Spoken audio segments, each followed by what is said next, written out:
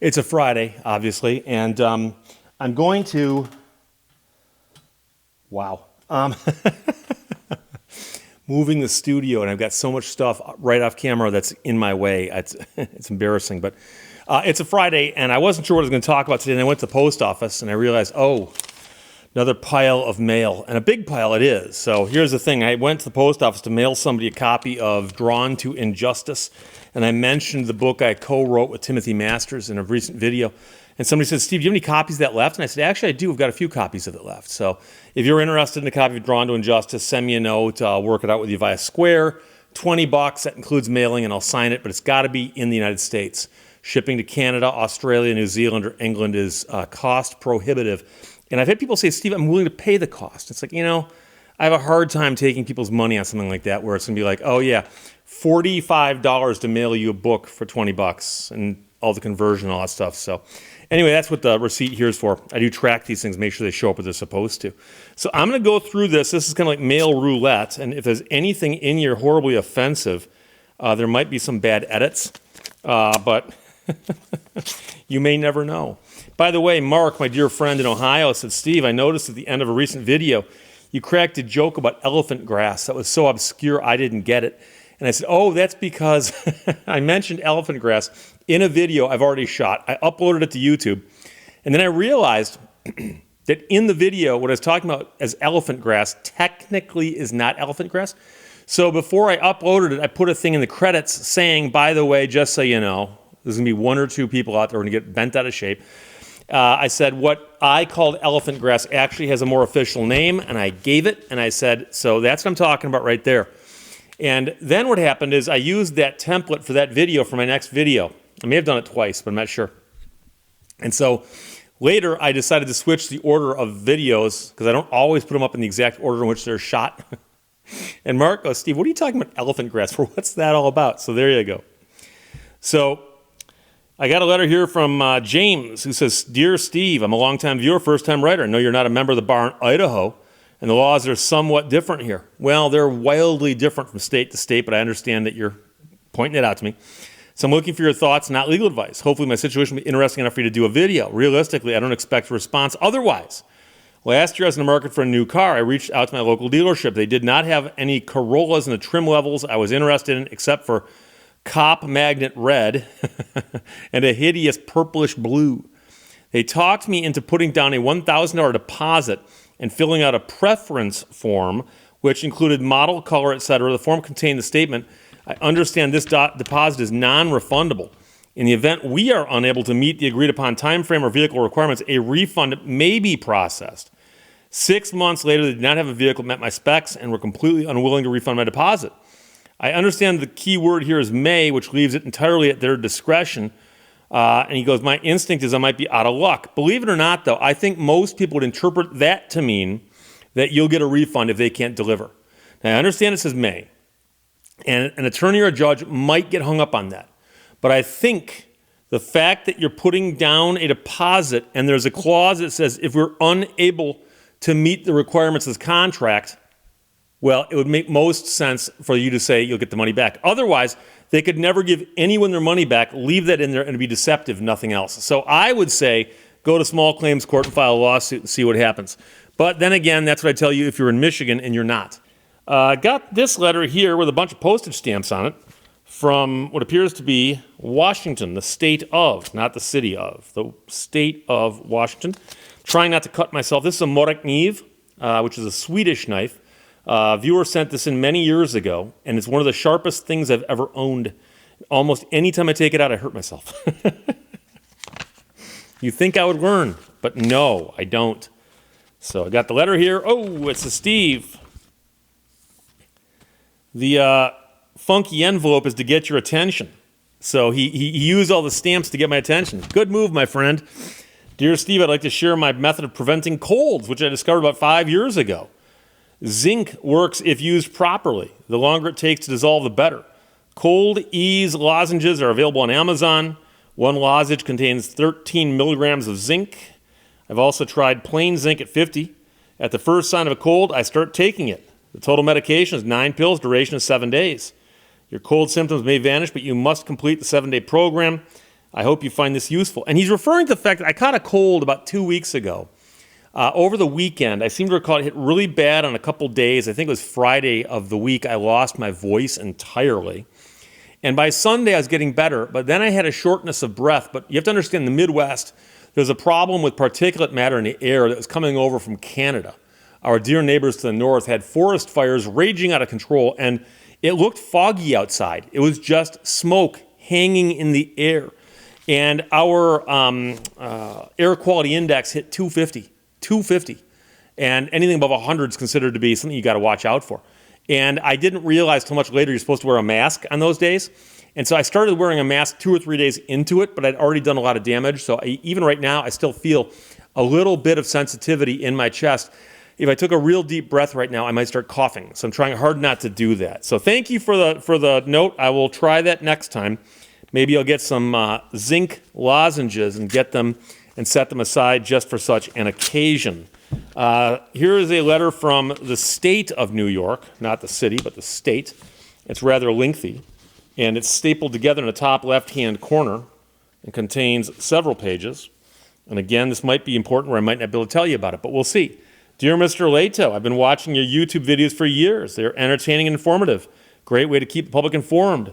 Purpose of this letter is to spread the word on what could happen when seniors purchase gift cards for friends and family. The story starts with an elderly relative who received a pop-up on his computer advising him that his bank accounts are compromised. He had to call to prevent his accounts from being emptied. As his generation is more trusting, he called the number, and a very polite person who posed as a bank employee directed him to purchase gift cards and provide the numbers to them in order to deposit the funds into protected accounts. So you got to be careful about anybody asking you to do anything with gift cards, because no legitimate business would do that. So he does have here copies of letters that were sent out on his behalf trying to dispute the transactions with respect to the gift cards and so on. And it can be a big mess trying to get your money back. But gift cards, unfortunately, have become a vehicle for a lot of bad actors to do bad things. And like he said, people of an older generation, and I'll admit I am now a part of the older generation, so I'm not talking about anybody out of turn here, because I know people my age who fall for things like this.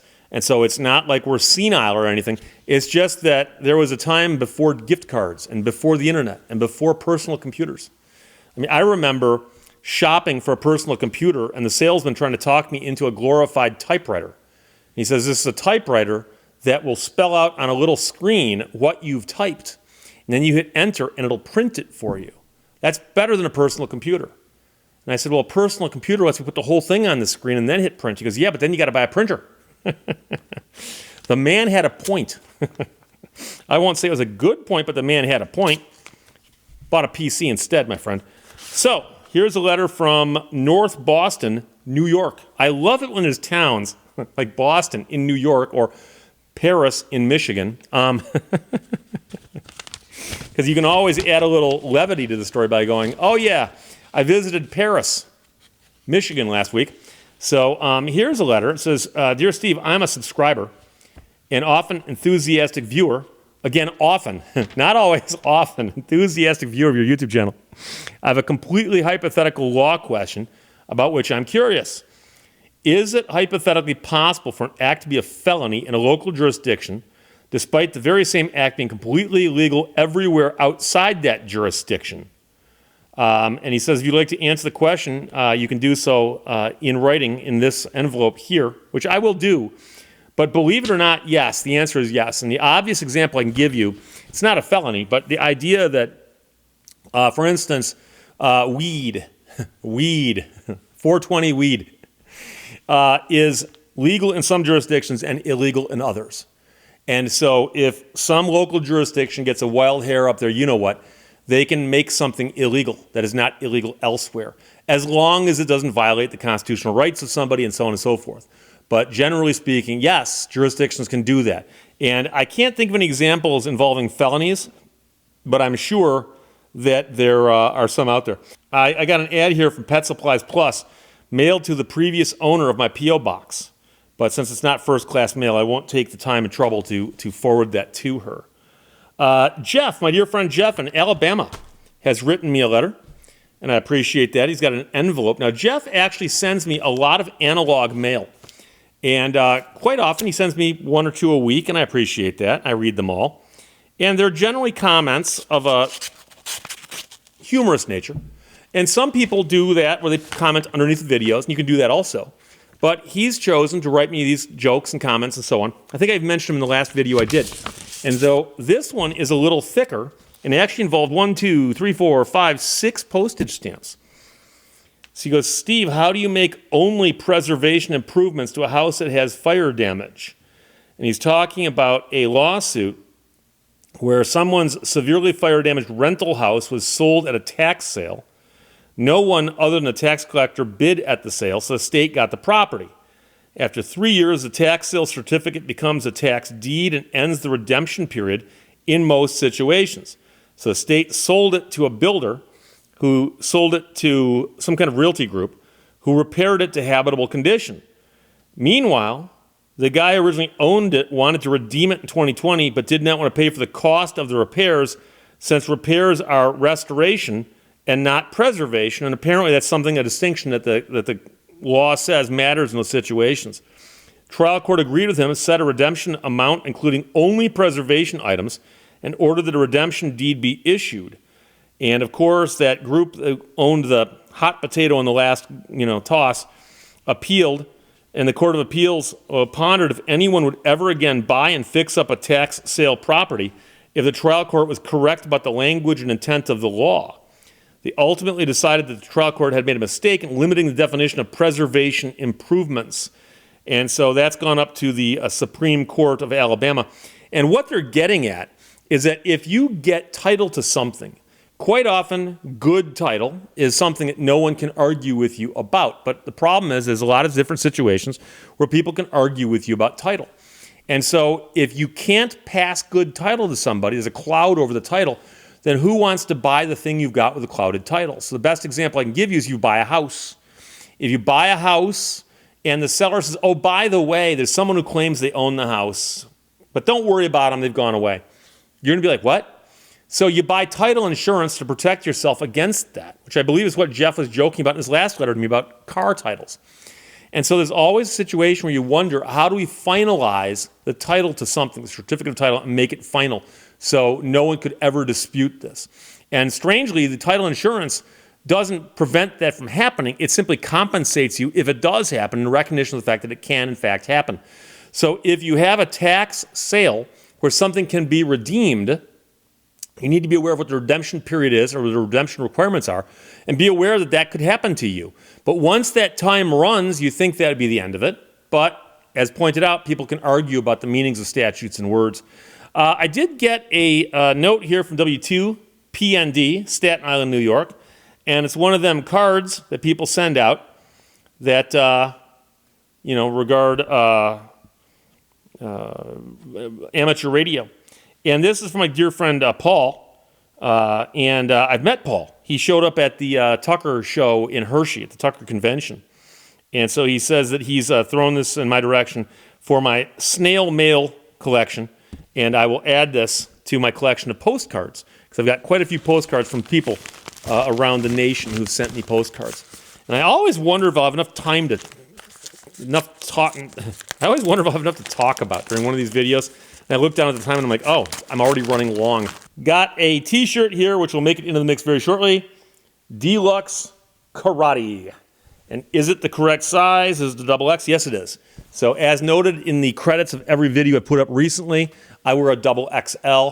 I love schools. I love places. I love places that you can get shirts from. States, cities, landmarks, parks, clubs. And there are a few things I won't wear, but they're pretty common sense. I don't want to wear anything too political.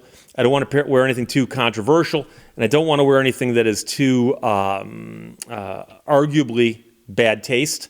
And I understand that that's a gray area, but use your judgment. And if you've watched any of my videos, you know that I've got hundreds and hundreds and hundreds of t-shirts I've worn. If you send me one that would blend in, I'll wear it. As long as it's double XL. Cannot wear smaller t-shirts. I apologize, but it just has to do with the fact that they don't fit me. So there you go. That wraps it up for another Mailbag Friday. I'll talk to you soon. Until then, behave yourself. Bye-bye.